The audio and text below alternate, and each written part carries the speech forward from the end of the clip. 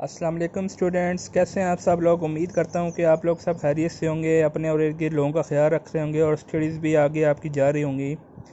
जैसे कि आपको पता है कि 15 सितंबर तक अब स्कूल जो हैं वो क्लोज़ हैं, तो इसलिए अब आपको ख़ुद से पढ़ना है। जिस टाइम स्कूल रीओपन होंगे तो टाइम कम होगा, इसलिए आपको ना इन वीडियो से पूरी तरह फ़ायदा उठाना और तैयारी करनी है। जो कुछ क्वेश्चन हो तो मुझसे पूछ भी सकते हैं। लास्ट टाइम हमने आर्शिमीडियस प्रिंसिपल, पास्कल लॉ वगैरह पढ़े थे। अब आज उसी की कंटिन्यूशन है। आगे चैप्टर 7 की लास्ट थिंग्स हैं। उसके बाद इंशाल्लाह चैप्टर एंड हो जाएगा और न्यूमेरिकल प्रॉब्लम्स रह जाएंगे।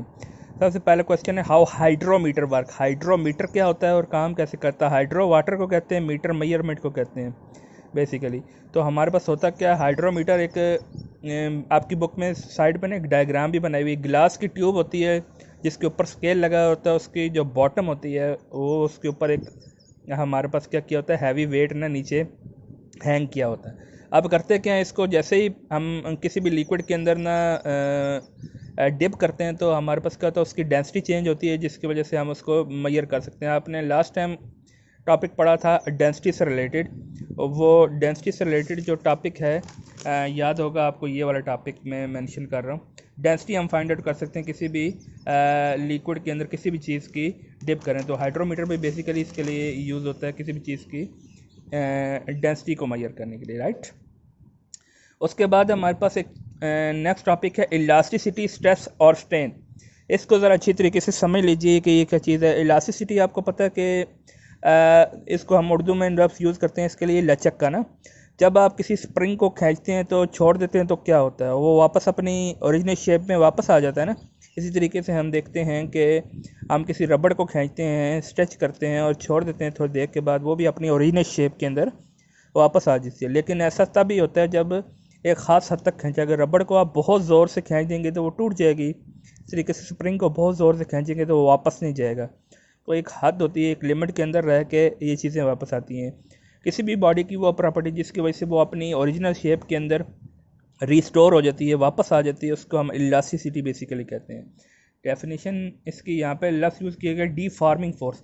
वो फोर्स जो किसी भी चीज़ की शेप को, लेंथ को या वॉल्यूम को चेंज कर दे, वो फोर्स जो किसी भी तब्दीली का सबब बनती है उसे डीफॉर्मिंग फोर्स कहते हैं, राइट।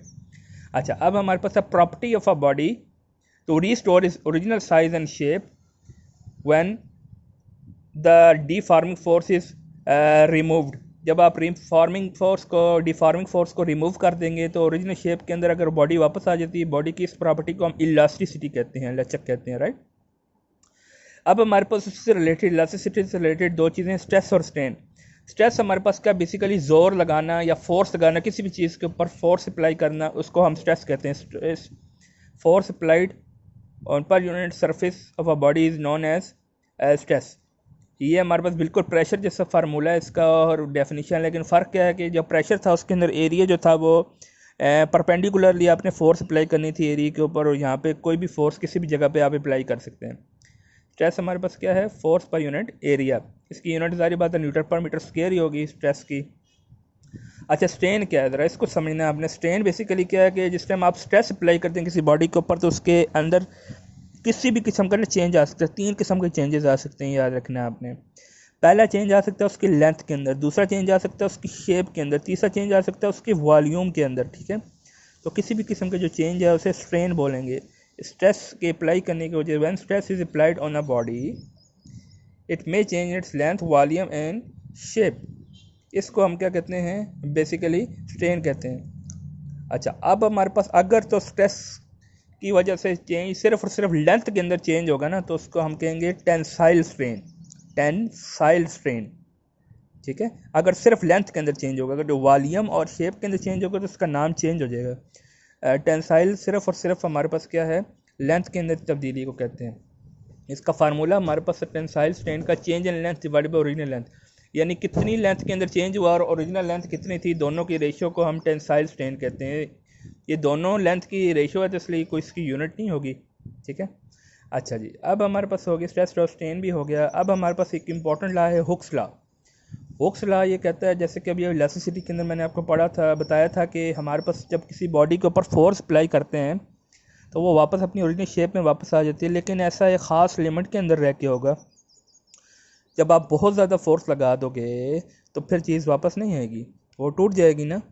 ठीक है, तो पहले तो हुक्स लॉ ये कहता है हमारे पास कि जितना आप स्ट्रेस अप्लाई करेंगे उतना ही स्ट्रेन प्रोड्यूस होगा। अगर आप हल्का सा खींचेंगे तो वो हल्की सी दूर जाके वापस आएगी, ज़ोर से खींचेंगे तो ज़ोर से वापस आएगी। तो स्ट्रेस और स्ट्रेन डायरेक्टली प्रोपोर्शनल है, लेकिन with N elastic limit. Elastic limit का मतलब क्या है कि जितनी हमारे पास आपने फोर्स लगानी है, बेसिकली इलास्टिक लिमिट को नीचे अलग से डिफाइन भी किया हुआ है मैंने कि मैक्सिमम स्ट्रेस जो कोई बॉडी क्या कर सकती है, विथस्टैंड कर सकती है, जो बर्दाश्त कर सकती है कोई भी बॉडी विदाउट ब्रेकिंग, टूटने से पहले पहले। मतलब आपने ऐसी फोर्स लगानी है उसके ऊपर, ऐसी हमारे पास इलास्टिक लिमिट है उसकी कि वो चीज़ टूटेगी नहीं अपनी। अगर आपने इलास्टिक लिमिट से थोड़ी सी ज़्यादा भी फोर्स लगा दी तो चीज़ टूट जाएगी। ठीक है, तो maximum stress that a material withstand का मतलब है बर्दाश्त कर देना without breaking is called elastic limit. ठीक है, stress more than elastic limit will break the substance, वो हमारे पास क्या करेगी, चीज़ को तोड़ देगी। ठीक है, अच्छा हमारे पास क्या है, हुक्स लॉ के अंदर stress strain produce on a body by stress is directly proportional with N elastic limit. Stress और स्ट्रेन डायरेक्टली प्रोपोर्शनल, इनको इक्वल करने के लिए कांस्टेंट लगाएंगे। वो कांस्टेंट हमारे पास क्या है, स्प्रिंग कांस्टेंट भी बात वक़्त के रहता है। ठीक है, आखिरी चीज़ है आज की हमारे पास वही यंग मॉडुलस। चैप्टर की लास्ट चीज़ है यंग मॉडुलस। यंग मॉडुलस क्या है, बेसिकली टेंसाइल स्ट्रेन जो हमने पढ़ा था लेंथ के अंदर चेंज, उसकी रेशियो है कि कितना आप स्ट्रेस अप्लाई करें और कितना उसकी लेंथ के अंदर चेंज आता है, उसकी रेशियो को बेसिकली यंग मॉडुलस कहते हैं। Ratio of stress to tensile strain is called Young modulus. इसका सिंबल कैपिटल वाई है, इस तरह का सिंबल है, आपने कोई और वाई नहीं लगाना, यही वाई लगाना है। इसकी यूनिट न्यूटन पर मीटर स्क्वायर ही है। इसकी मैथमेटिकल फॉर्म थोड़ा सा देख लें। फार्मूला हमारे पास क्या, stress divided by tensile strain. Stress का फार्मूला एफ डिवाइडेड बाय ए और टेंसाइल स्ट्रेन का delta L over L not. Delta L हमारे पास क्या है, चेंज इन लेंथ है, यहाँ पे आपको नजर आ रहा है। डेल्टा एल क्या है, एल माइनस एल नॉट को रिप्रेजेंट कर रही है, और एल नॉट क्या ओरिजिनल लेंथ है, जो किसी भी बॉर की ना ओरिजिनल लेंथ थी। अब हमारे पास क्या, इसको हमने रीअरेंज करके लिखते हैं एफ ओवर ए। रेसिप्रोकल में जो चीज़ होती है ऊपर जाके वो हमारे पास क्या होती है, जो भी डिनोमिनेटर में चीज़ है ऊपर जाके हमारे पास रिवर्स हो जाती है। तो एल नॉट ऊपर चला गया, डेल्टा एल नीचे आ गया, F over A multiply by L over delta L. तो ये यंग मॉडुलस का फार्मूला और डेरिवेशन होगी। ठीक है, उसके बाद आपकी एक्सरसाइज के 2-3 क्वेश्चन हैं, बाकी क्वेश्चन हमने कवर कर लिए, ये 2-3 क्वेश्चन रह गए थे। पहला क्वेश्चन है कि हमारे पास क्या होता है कि आप देखते हैं कि एक बैलून है, उससे हवा रिमूव करना बहुत आसान होता है, लेकिन हमारे पास जो गिलास की बॉटल होती है उसके अंदर से हवा को रिमूव करना इतना आसान नहीं होता, इतनी आसानी से रिमूव नहीं होती। इसकी रीज़न पूछ रहा है। तो एटमॉस्फेरिक प्रेशर आपको पता है कि बैलून के ऊपर ज़्यादा एक्ट करेगा। बैलून हल्का सा होता है, पतला सा होता है, उसके ऊपर एयर प्रेशर ज़्यादा लगता है, चारों तरफ से बराबर प्रेशर लगता है।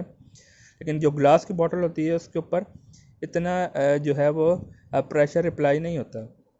तो जिस टाइम आप एयर को emptying air is easier from the balloon, इसलिए हमारे पास जो हवा का प्रेशर का डिफरेंस है ना, मतलब उसके ऊपर ज़्यादा लग रहा है, उसके अंदर प्रेशर है, बाहर हमारे पास डिफरेंस है, तो इस वजह से वहाँ से हवा का निकलना ना आसान हो जाता है बैलून से। लेकिन जो ग्लास की बॉटल है उसके अंदर प्रेशर का डिफरेंस इतना नहीं है, इस वजह से वहाँ पे उससे हवा को बाहर निकालना ज़रा डिफ़िकल्ट हो जाता है, राइट। उसके बाद हमारे पास क्वेश्चन है, what make a sucker pressed on the small वाल टू। अच्छा, आपने देखा होगा कि गाड़ी के अंदर हमारे पास अक्सर एक या शीशे के ऊपर आपने देखा होगा कि एक प्लास्टिक सी चीज़ लगी होती है जो चिपक जाती है अक्सर दीवार के साथ, शीशे के साथ, ये नरम सरफेस के साथ में चिपक जाती है, और उसको हम शक्कर कहते हैं। तो वो कैसे स्टिक हो जाता है, तो होता क्या है, बेसिकली जो शक्कर होता है उसको हम ज़ोर से प्रेस करते हैं स्मूथ सरफेस के ऊपर, तो उसके अंदर से हवा क्या होती है, अंदर इंट्रैप हो जाती है, फंस जाती है। ठीक है, तो वहाँ पे जो एयर का प्रेशर है वो डिफरेंट हो जाता है। एयर प्रेशर जो है वो उसके अंदर डिफरेंट हो जाता है। यहाँ पे लिखा हुआ है the air pressure below it become very small हमारे पास due to the deposited air, उसके अंदर हवा ट्रैप हो जाती है, उसकी वजह से एयर का प्रेशर डिफरेंट हो जाता है। ठीक है, उसके नीचे और ऊपर का प्रेशर डिफरेंट हो जाने की वजह से वो स्टिक हो जाती है। ठीक है, ये रीज़न है। और आखिरी क्वेश्चन है हमारे पास, why does the atmospheric pressure vary with height. जैसे जैसे आप ऊंचाई पे जाते हैं, हाइट पे जाते हैं, तो एयर प्रेशर कम होता है। उसकी रीज़न क्या है कि जितना आप ऊपर हाइट पे जाते जाते हो ना, तो बेसिकली जो डेंसिटी है हवा की वो भी कम होती जाती है।